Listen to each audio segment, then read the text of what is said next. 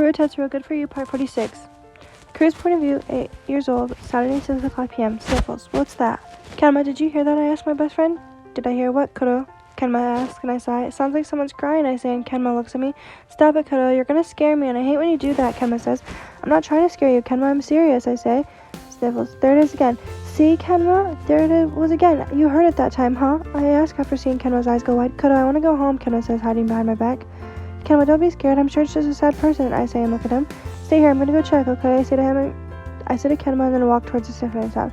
I look into the bush and see a little girl. She looks dirty. She's covered in mud, cuts, and bruises. Kuroo, what is it? Hurry, I'm scared, Kenma says. Kenma, it's a little kid like us, I say, and Kenma walks over. He looks into the bush and sees her. Is that a girl? He asks, and I nod. Hey, come here, I say, holding out my hand to the girl. She scoots farther away and deeper into the thorn bush. How is she not getting hurt? I sigh and look at Kenma. Don't touch her, we don't know her, Kenma says, smacking my hand away. Kenma, she's hurt. She needs help, I say, and he sighs. Here, little girl, come out now, Kenma says. Kenma shouts at her, and I watch as she flinches and covers her ears. Kenma, don't yell at her. She's scared, I say, and he rolls his eyes. I'm scared too, and it's getting dark, and I want to go home, Kenma says. I ignore him and sit on the ground next to the thorn bush. I sit and wait for a bit, not say anything, but I hear Kenma huffing and puffing. Hey, can you come out so we can help you? Please, it's getting late, and my mommy will get worried. I ask the little girl, and she shakes her head no. Okay, then, will you promise to stay right here? I'll be right back, I say, and she nods. Say I promise, I say, and she just looks at me. Okay, never mind. Stay right there. I have to take my friend home, and then I'll come back, I say, and she nods. Come on, Kenma, let's get you home, I say, and Kenma nods. We walk silently until we get to his house, and then he stops and looks at me. What are you gonna do now? He asks. Gonna get my mom's help? I say, and he nods. Okay, bye, Kuroo, he says, and walks into his house. I turn around and walk back to my house quickly. I open the door and scream, Mom, help! I shout. My mom runs out from the kitchen. Tetsu, honey, what's wrong? My mom asks. After running out, help! Come on, hurry! I say, and she looks at me and slides some shoes on. I grab her hand and drag her down the road a little ways. Honey, I need you to tell me what's wrong, my mom says, and I just keep dragging her. We reach the thorn bush, and I look inside, and I see the little girl laying there. I smile and then look back at my mom. Mom, look, she's hurt, I say, and pointing to the bush. She looks in the bush, and her eyes go wide. Oh my goodness, is that a little girl? She asks, and I nod. Alright, honey, I'm going to need you to crawl in there and try to push her out. It looks like she's taking a big nap, my mom says, and I nod. I crawl through an opening at the bottom of the bush and go back towards her. I touch her face, and she's freezing. I take my hoodie off and slide it over her sleeping body. I then push her with all I can. She's not heavy, I'm just small and weak. I need to get stronger so I can help people. I finally get her close enough to the opening so that my mom grabs her and pulls her out. I watch as my mom picks her up, and I crawl out as well. What do we do now, Mom? I ask, and my mom sighs and looks at me. We're going to take her home first and get her all cleaned up and warmed up, and then we will call the cops to see if there's a missing child in our area, my mom says. I nod. I sigh as I look at the sleeping girl in my mom's arms. What happened to her? Why was she crying inside that bush, and why won't she talk to me? Is she hurt? Will she be okay? What will happen to her after the police have called? I sigh and continue walking home with Mom. Once we get home, I watch as my mom lays her down on the couch, and I sit next to her on the floor. And then Mom comes back with a bucket of water and a washcloth. I look at my mom confused, and she sighs. I have to clean up her cuts. Get out now so I can do that. Go to your room, okay? My mom says, and I nod. I walk up to my room and sit on my bed and sigh. I take the house phone and call Kenma's house. Kenma's mom. Hello? Tetsuro, honey, is that you? Yeah, it's me. Can I talk to Kenma? Of course, honey. Give me 1 minute. She shouts for Kenma. Kuroo, hello? I got help for the girl. She's at my house right now. She's okay? I don't know. She was asleep when we went back. I had to push her out to Mom. Is she still sleeping? Yeah. Are you sure she's not dead? Kenma, don't say that. Sorry. I gotta eat dinner. So just tell me what happens on school on Monday. Kuroo. Bye, Kenma. I hang up the phone and lay back on my bed and sigh. I'm dirty. I need to take a bath. I grab some clothes and walk to the bathroom. I start the bath water for myself and then get in. I soak in the tub for a bit. After that, I start a cooler shower for myself and then wash up. Once I'm done, I get out and dry myself off and then get dressed. I walk out of the bathroom and make my way back to my room. Before I make it there, my mom calls for me. Tetsuro, honey, can you bring me some clothes? But close your eyes when you get to the living room, my mom says. All right, hold on, I stay and then grab out my smallest pair of clothes and then walk down the stairs. I look towards the living room and then close my eyes and walk into the living room and bump into a table and almost fall. I hear giggling and that makes me smile. Mom, here, I say, and my mom grabs the clothes for me. Okay, Tetsu, just don't look. I'll tell you when you can open your eyes, my mom says, and I nod my head. After a few seconds, I hear snuffling sounds, and then I hear my mom speak up. You can open your eyes now, Tetsuro, my mom says, and I open my eyes. I see the little girl on the couch hiding behind my mom. I sigh and walk over and sit on the floor in front of them. Hi, my name is Tetsuro Kuroo. What's your name? I say to the little girl, and she doesn't speak. Huh? Honey, will you stay with her? I need to make a call and finish dinner, my mom says, and I nod. Is it okay if I sit here? I say to her, and she nods. I sit down next to the little girl, and she looks at me. She understands what I'm saying, but she doesn't talk back. Do you know your name? I ask, and she shrugs. Huh? You don't know your name? I ask again, and she nods. Okay, how about I call you Kitty now? For now, I say, and she looks at me and smiles. Do you like kitties? I ask, and she nods. I smile and then call for my cat. Pudding, come here, I say, and begin to search for my cat. I look into the hallway and see her. I go and grab her. I walk back into the living room and see the girl's face brighten up, and she smiles. I walk over and sit down next to her and then place the cat in her lap. She starts stroking Pudding and giggling. Her name is Pudding. She's still a baby. I got her like 2 weeks ago, I say, and the girl smiles and nods. Her name's Pudding because she looks like pudding, I say, and the girl giggles. Saturday, 6:50 p.m. Tetsuro, honey, dinner's done, I hear my mom say from the dining room. I look at the girl and smile at her. Kitty, are you hungry? I ask, and she nods. Okay, come on, let's go, I say, grabbing her small hands and dragging her to the dining room. When we reach the dining room table, I point to a chair, and she sits down, and then I sit next to her and smile at her, and she smiles back. Mom places 2 plates, one on the table for me and then one for Kitty. I look at her struggling, trying to hold the fork. I laugh and then help her hold it the right way. How old is this girl? She's a little smaller than Kenma, but about the same size as him. Maybe they're the same age. Kenma's 7. Saturday, 7:15 p.m. After we eat, I drag her back into the living room and put on some cartoons. We sit and watch for a bit, and then I listen to her giggle. I look over at her smiling face, and then I smile myself. She's so pretty. After a while of watching TV, I hear a knock on the door. I get up to answer it, but when I look into the hallway, I see Mom already at the door with the cops. Huh? Cops?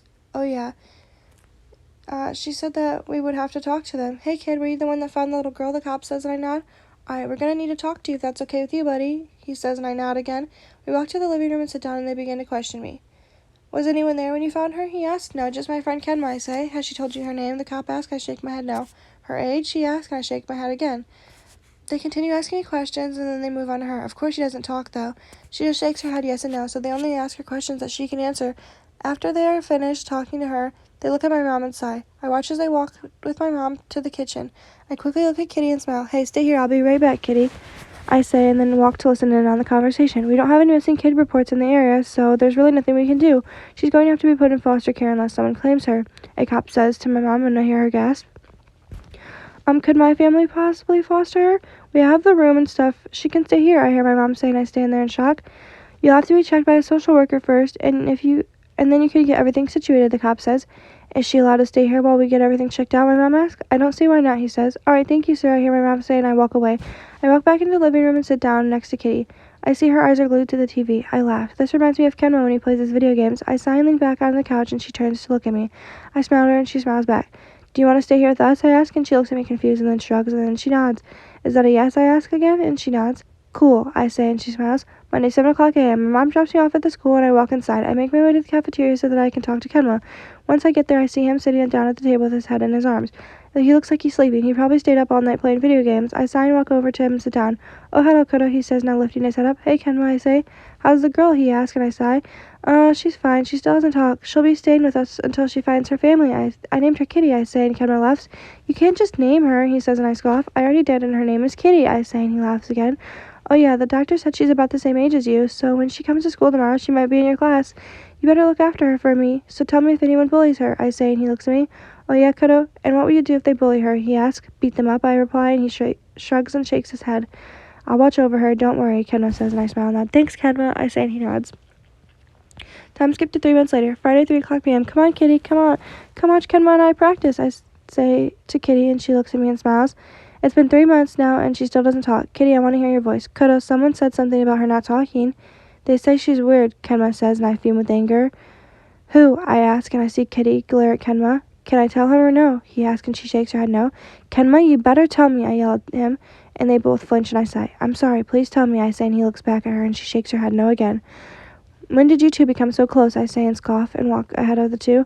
Kuroo, don't be mad. I don't want to upset her by telling you, Kenma says, and I roll my eyes. Whatever, Kenma. Come here, Kitty. Walk by my side, I say, and she walks up. Everyone at the school calls her Kitty because that's what I nicknamed her. But in the court system, her name is actually Cat. Kitty, maybe we should tell him, Kenma says, starting to walk by her side, and she sighs and shakes her head no again. I won't do anything to them like I did last time. Just tell me, I say, and she sighs and then looks at Kenma. I am getting really annoyed with how he has to talk for her. It was Tamagawa, Kenma says, and I sigh. Alright, well, don't listen to him, Kitty. Your voice is too pretty for other people to hear anyways, I say and pat her head, and she smiles. She's talked to you before, Kenma asks, and I shake my head no. Has she talked to you? I ask, and he shakes his head no. We continue to walk till we get to the volleyball gym, and Kenma and I start to practice as she sits on the bench and watches. Time skip 1 year later. Kuroo's point of view, 9 years old. Monday, 6 o'clock a.m. I wake up and jump out of bed and walk to Kitty's room. I knock on the door and she answers it and looks at me confused. Time to get ready for school, Kitty, I say, and she nods. Kitty has lived with us for a year now. She still isn't talking, but she's a lot more comfortable with us, and that makes me glad. But I still wish I could hear her voice. I mean, come on, Kitty, you can trust me. You can trust all of us. We all want to protect you. I walk back to my room and get dressed for school. I walk down the stairs and see Kitty sitting at the dining room table eating her breakfast. I smile and sit down in front of her and begin to eat mine as well. Good morning, Kitty. I hope you slept well, I say, and she looks at me and smiles. She then nods to tell me that she did. And then she points at me. I slept good too, I say and smile at her. After we finish eating, we get into the car and Mom drives us to school. When we reach the school, she jumps out and waves at my mom and then runs to the door. I jump out and say bye and then run after her. She's the only kid I know who loves going to school. Monday, 7 o'clock a.m. Kitty, wait up, I say, chasing her still. She stops and turns around and waits for me. I sigh and then walk next to her and we make our way to the cafeteria. I see Kenma already laying down on the table. She runs up to him and hugs him. I don't like how close they've become. He lifts his head up and smiles at her and then hugs her again. I roll my eyes and walk over to them. Kenma is ignoring me and only talking to Kitty about this awesome game he found. She's nodding and smiling at him and I roll my eyes again. Kenma, you didn't even want to help her in the first place and now you're all buddy-buddy with her. And I'm annoyed. Hey, Kenma, I say, and Kenma looks at me. Oh, hi, Kuroo, he says, and then goes back to talking to Kitty. Kitty, I'm going to class now. Bye, I say and stand up from the table, but I feel her grab my wrist as I go to walk away. What's wrong, I ask as I turn back to her. She frowns and stands up and hugs me. I smile and hug her back. She then starts doing a walking motion on her arm and then points to herself and then towards the direction of her classroom. Want me to walk you to class, I ask, and she nods. I smile and then nod too. Okay, let's go, I say. I'll walk you to class, I say, and then she smiles at me and nods. We walk to her classroom, and when we get there, she hugs me one last time before walking in. I smile at her and as I watch her walk to her seat, and then I make my way to my classroom as well. Time skip to 1 year later. Kuroo's point of view, 10 years old. Saturday, 2 o'clock p.m. Kitty has been here with us for 2 years now. We haven't figured anything out about her family. She's starting to seem sad. I feel really bad for her. She spent most of her day in her bedroom. I get up from the couch and go to her room. When I reach her room, I knock on the door, but no answer. Kitty, I'm coming in, I say. Kitty, I say as I walk in. I see her sit up from her bed and look at me. Hi, Kitty, I say, and she waves. Do you feel sick, I ask, and she shakes her head no. Still no talking from Kitty, but it's okay, I understand. I don't know what happened to her, but I know it was something to make it hard for her to talk. Kuroo, she says, and I snap my head up. Huh? Kitty, I shout, and my mom runs up the stairs and then into Kitty's room. What happened to Kat? My mom says, panting. She said my name, I shout again. What? She talked, my mom says, and I nod. Hi, honey, hi, my mom says, walking over and sitting down. Kitty turns away and blushes. Hi, she says in a soft voice, and it's so cute. Oh my goodness, sweetheart, your voice is so precious, my mom says, caressing her face. This is so exciting. I'm going to go call your dad, Tetsuro, my mom says, and then smiles and waves at us. Talk to me more, I say, smiling at her and then sitting on her bed. Kuroo, thank you for helping me that day, she says, and I smile at her. Of course I would help you. You've become one of my best friends, and I mean that. I'm so glad I found you, I say, and hug her tightly. Hee, I like your hugs, she says, and I squeeze her a little tighter. Ouch, Kuroo, can't breathe, she says, and I loosen my grip. Oops, sorry. Want to go play with Kenma, I say, and she nods. Let's go, she says, and I smile. You should get dressed first, I say, and she looks down. Oh, I'm still in my pajamas, she says, and I nod. I walk out of her room and downstairs. I put on my shoes and wait for her at the door. Before long, she comes down and she's all dressed. She walks to the door, puts on her shoes, and then we walk out. We walk towards Kenma's house, and once we make it there, I knock on the door, and Kenma's mom answers. Oh, hello, Tetsuro and Kat.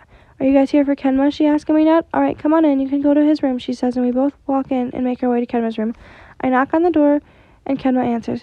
Kuroo, and Kitty, hi, come in, Kenma says, and we both walk into his room. Kenma, hi, she says, and Kenma and I both turn to her. Haha, Kuroo, she talked to me, he says, and I scoff. She talked to me first, I say, and she nods. Oh, Kenma says, and I laugh at him. Saturday, 4 o'clock p.m. Tetsuro, Kat, honey, you guys need to go home, Kenma's mom said. Oh, okay, Kenma wanna come? I say, and Kenma nods. I'm staying the night at Kuroo's mom, Kenma says, and grabs stuff, and then he follows us out the door. We walk to our house, and once we make it there, I see a few cops in our driveway. My heart stops for a minute, and then Kenma, Kitty, and I all run inside. What's wrong, Mom? I shout and look at my mom, who's crying. Kat, honey, come here, my mom says, and Kitty walks to my mom. I walk over too and see two people sitting on our living room couch, and they're crying. Why, Ann, honey, it's Mommy, the lady says, staring at Kitty, and my heart drops. This is her family. She's going to leave. I turn to Kenma and feel the tears start to flow down my face. Mommy? Lion says and takes off running towards the lady. Daddy, she shouts and hugs them both. Kitty, I say, and she turns back to me, and tears flow from her eyes.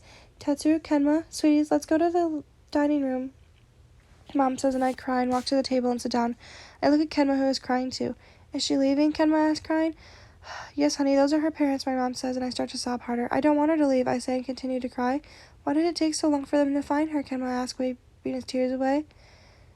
She was kidnapped when she was 5 years old. You guys found her at 7. The case had been closed, meaning they stopped looking for her. One day they got a call from the police station and the case was reopened because someone had seen her at the store with us. They ended up finding her.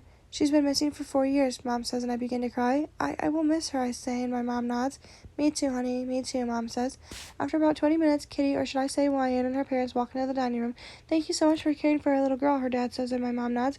You guys can have everything I bought for her, my mom says, and her parents nod. Kitty, I say, and she runs to me and hugs me. Thank you, Kuroo. I love you so much, she says, and my heart beats faster. I love you too, Kitty. I want to give you lots of stuff before you leave, so come with me, I say, and drag her to my room. I take out a bracelet that I made for her that says Kitty on it, and then I take out a butterfly necklace and put it on her as well. Always wear these so you never forget me, okay? I say, and she smiles and nods. I have stuff I made for you too, she says, and I smile. She drags me to her room and pulls it out, a bracelet that says Kitty's Kuroo.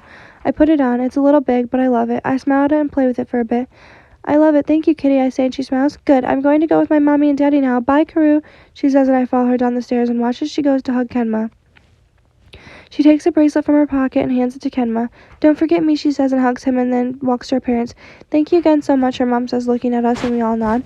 I watch as they walk away. There goes my best friend. I drop to my knees once they're gone and continue to cry. Kenma walks over and wraps his arm around me. We won't forget her, he shouts, and I nod. I never will, I shout back, wiping my tears. Time skip to 4 years later. Your point of view, 13 years old. Friday, 8 o'clock a.m. Oh, come on, you're so annoying. Just talk, a girl says, pushing me into my seat. I sigh and rub my eyes. Ever since I moved to America, I don't speak. Well, since I turned 11, that is. It's been 3 years since I moved here. I remember Kuroo and Kenma. I miss them both every day, but for some reason I can't remember what either of them look like. Honestly, the only reason I still remember them is because of the bracelet and necklace from Kuroo. I haven't taken it off even once. Come on, Wyan, speak. You're not a kitty, the girl says, pointing at my bracelet, and I sigh and shake my head. Damn it, leave me the fuck alone. I don't like you. I miss Kenma and Kuroo. If you were here, you would protect me. Wait, Kuroo would be a first year now. That's awesome. I wish I could see them again. 3 years later. At this point, you've forgotten both the boys' names, and you just remember the time being saved by a boy and his mother and having a friend. Your point of view is 16 years old. Saturday, 5 o'clock a.m. Come on, Wyan, we have to go. The flight...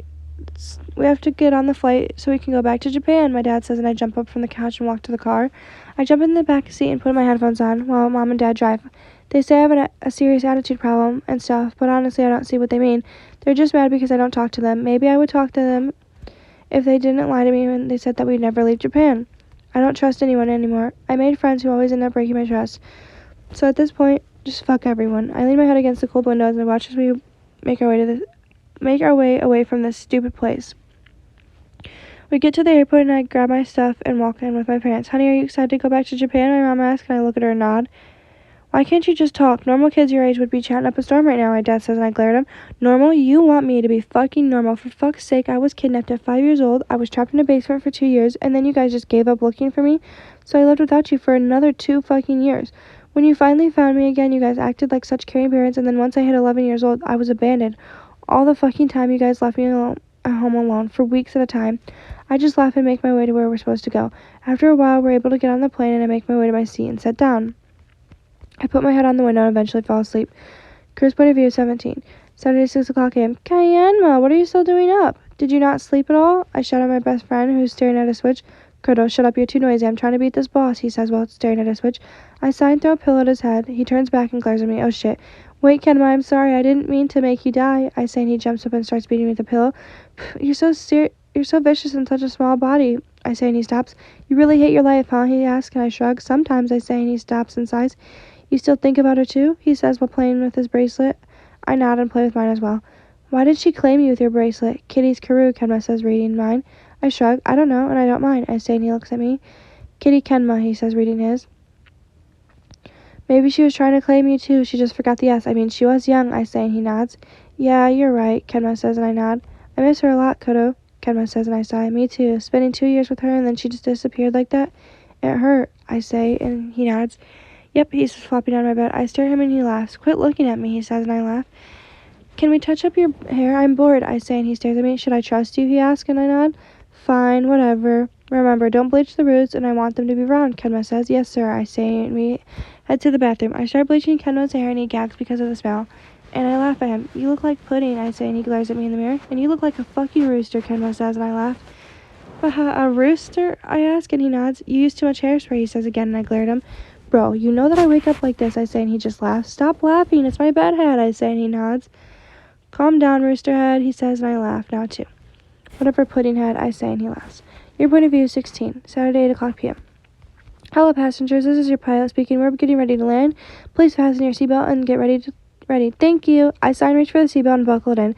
Sitting on a plane for 15 hours is not fun. I'm about to have some serious jet lag. I feel as the plane bumps on the ground. After we are all stopped, I unbuckle my seatbelt, grab my luggage, and have it off the plane with my parents. The car is here, let's go, Mom says, and I walk to the car and get in the back. Again, I put my headphones on and lean against the window. We drive to our house that Mom and Dad have been working on for about a month now. Once we arrive, I get out and look at it. It's not too bad. I shake my head and grab my luggage from the back of the car and then take it inside. Mom told me that my bedroom is up the stairs and to the right. I walk in and go to my room. When I open the door, I see my dream bedroom. I start to feel bad for always treating my parents like shit. They did this for me, and I don't even talk to them. I set my stuff down and run back down the stairs and see my parents in the kitchen. I run to them and hug them. Thank you, I say, and they both look at me with shock. Honey, it's been so long since we heard your voice, my mom says, and I nod. Still as cute as ever, my dad says, patting my head, and I sigh. Oh, okay, stop, I say, and they laugh. My whole life I barely talk, so I can see why they are surprised. But I hate when they make a big deal out of it. It makes me not want to talk again. Well, what school am I going to, I ask. Nekoma, you'll be a second year, my mom says, and I nod. Have they started school yet, I ask. Yeah, but it's only been a week, so it's still early. You didn't miss too much, my dad says, and I nod. I'm hungry, I say, and they smile at me. I like when you talk, sweetheart, my mom says, and I smile. I'll try to do more, I say, and she nods. Mom grabs some ramen and starts cooking it for me. Once she's done, I grab the bowl and then make my way to the table and sit down. I start to eat my food, and then I look up at my parents who are staring at me. I ask. You're not tired, they ask, and I shrug. Not really. I'm used to staying up for a long time to play video games, I say, and my parents stare at me. You do realize you just told on yourself, my dad says, and I giggle. I only do it on the weekends, I say, and they nod. Do we need to take your Switch away, my mom asks, and I shake my head no repeatedly. My parents do love me, I know they do, but for some reason I resent them a little for making me move to America. I wish they never would have made me. Maybe then I would remember the people who took care of me. Who are you guys? What's your name? What do you look like? I wish I could find you again. I start to fiddle with my necklace and sigh. Are you okay, sweetheart? My mom asks, and I nod. I say, and walk to the kitchen and wash my bowl. Honey, we have another surprise for you, my dad says, and I turn around. I ask. He waves me over, and I follow him to a door that's by the stairs. He opens the door, and inside is a whole gaming room, a PC, a Wii, an Xbox, and a PlayStation. This room cost way over $3,000. I turn around and stare at my parents. You guys really shouldn't have. This is too much money, I say with tears in my eyes. Honey, you have great grades, you work so hard, and we just wanted to do something nice for you, my dad says, and I hug them. I love you guys so much, I say. We love you too, sweetheart, they say. Saturday, 10 o'clock p.m. I look at the time.